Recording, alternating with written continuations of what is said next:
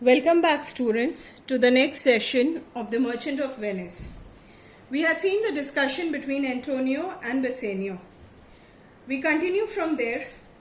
Bassanio, in my school days, when I had lost one shaft, I shot his fellow of the self-same flight, the self-same way, with more advised watch, to find the other fourth, and by adventuring both, I often found both.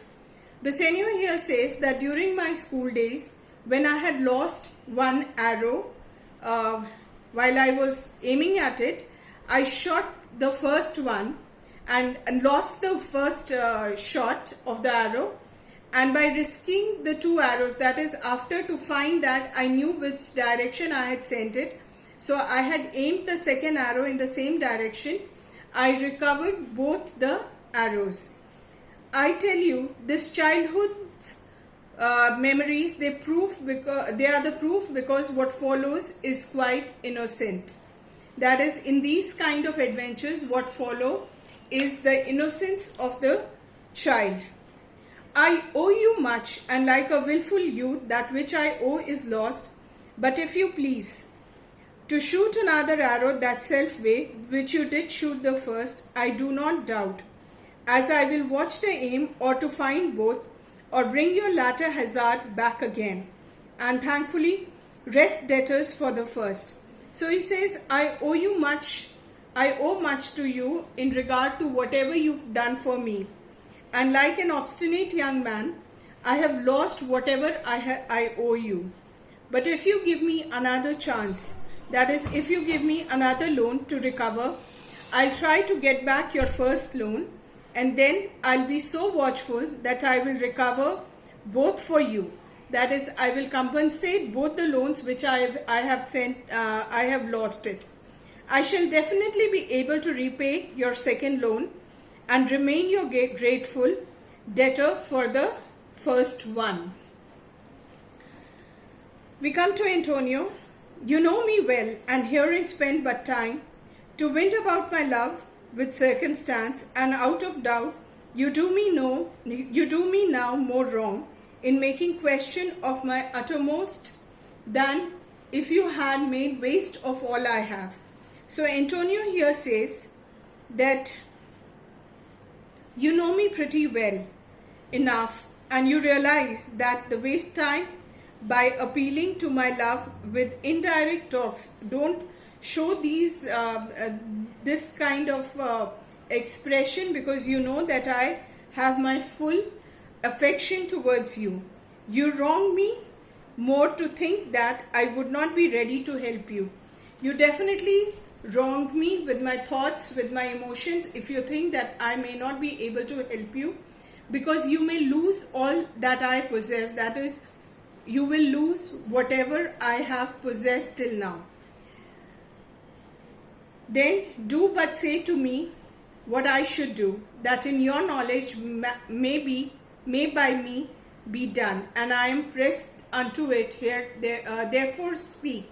So he says, you have only to let me know what you want me to do, which in your knowledge is possible for me to do, and I shall be absolutely obliged to do it as you want it.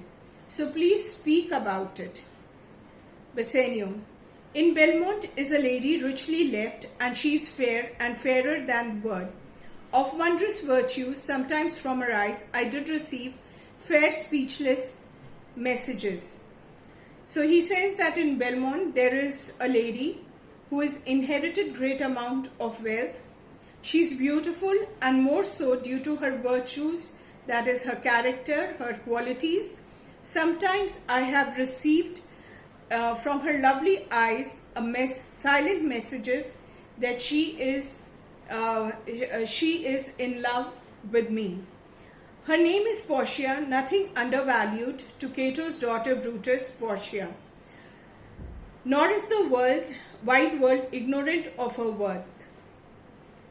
So he here speaks that her name is Portia, and she is in no way undervalued or has less value than Cato's daughter Portia. Now Cato's daughter or Brutus Portia here stands for In Julius Caesar, we had a Roman statesman who was a wife of Brutus, and her name was Portia, and she happened to be one of the softest and elegant lady and graceful lady during that time. So here this Portia is compared to Cato's daughter and Brutus' wife Portia, and definitely the whole wide world know about her, are aware of her beauty and her elegance and her intelligence. For four winds blowing from every coast, renowned suitors and her sunny locks hang on her temples like golden fleece. Now he says that indeed the world is aware of her worth. For famous suitors are sailing towards her from every corner of the earth. And she has golden hair which hangs on her forehead like golden fleece. Now golden fleece is a reference made to ancient Greek legend, that is a fleece. It refers to the crop of wool of a sheep or a ram. There was a famous hero called Jason with his companions. Argonauts went on a dangerous voyage to Cocalus on the east coast of the Black Sea in search of golden fleece, which was fastened to an oak by a local ruler, and the fleece was guarded by a dragon. Jason obtained it with the help of his wife Medea. Now here the reference is from there that this golden fleece which falls or hangs is like the golden fleece which is referred in the Bible, which makes a seat of Belmont Cocalus strand, and many Jasons come in quest of her. That is, her golden hair which hangs on her forehead attracts many suitors to Belmont, and it is as if they all come in search of her. O my Antonio, had I but the means to hold rival place with one of them. He says, O Antonio, had I but the means to compel with them, and instincts tell me that I would win without doubt, and my instincts, they tell me that I would definitely win her without any doubt. I'll be fortunate to have her. Antonio, thou knowest that all my fortunes are at sea, neither have I money nor commodity. So he here says that you are very well aware that all my money is struck in the sea, and I have neither money nor I can sell out my goods to raise the money. But he adds on, to raise a present sum, therefore, go forth, try what my credit can in Venice do, that shall be racked even to the uttermost. To furnish thee to Belmont, to fair Portia, grow presently, inquire, so will I, where money is, and I no question make, to have it of my trust or for my sake. So he here continues to say that, but you can go out and see in the town or in the city that whoever is ready to offer you money on my credit in Venice, please go and take that loan. Try to stretch it to the utmost limit so that you can go to Belmont to win fair Portia. Go and inquire, and I shall do the same. Wherever money is to be had, and I have no doubt that I will raise the money due to my business and personal surety. So he says, I know if you go and name any money lender with my name, he'll definitely hand you money, because I have my business credits as well as my personal honor and dignity, and people definitely understand it and they will hand you over the money. We complete Act 1, Scene 1 here. We'll continue with Act 1, Scene 2. This scene opens in Belmont, where Portia, the rich and beautiful heiress, resides. She shares with her mate Nerissa her doubts concerning her future due to the strange provisions of her father's will. According to the will, she is to be won by the suitor who chooses correctly from among the 3 caskets made of gold, silver and lead.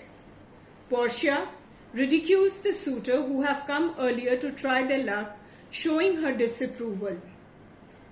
When Nerissa reminds her of Bassanio, she remembers him and has tender thoughts for him. The scene is in prose and deals in indirect explanations and characterizations.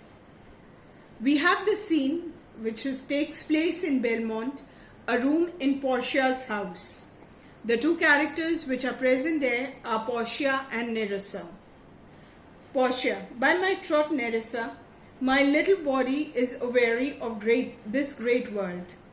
So Portia here speaks to Nerissa and says, by my faith, Nerissa, my body is tired of this great world, of dealing with them and understanding of all this around me which is happening. Nerissa, you would be sweet man if your miseries were in the same abundance as your good fortunes are, and yet for aught I see they are as sick that surfeit with too much as they that starve with nothing. It is no mean happiness therefore to be seated in the mean. Superfluity comes sooner by white hairs, but competency lives longer. She here speaks that you would be tired, dear lady, if you had as many miseries as you have good fortunes. Yet, as far as I can think, those people are just as ill who have too much as those who starve because they have nothing. It is a bad fortune, then, to be situated between two extremes. The man with abundance becomes white-haired sooner than who has just enough. Portia, good sentences, well pronounced. So she says it's a good proverb and it is well spoken. Nerissa, they would be better if well followed. So she says they would sound better if it was followed well and if it was obeyed well. With this we come end to today's session. We'll continue with the next session the next day. Till then, stay home, stay safe. And before I sign off, I hope you all are answering your assignments in your workbooks. Thank you.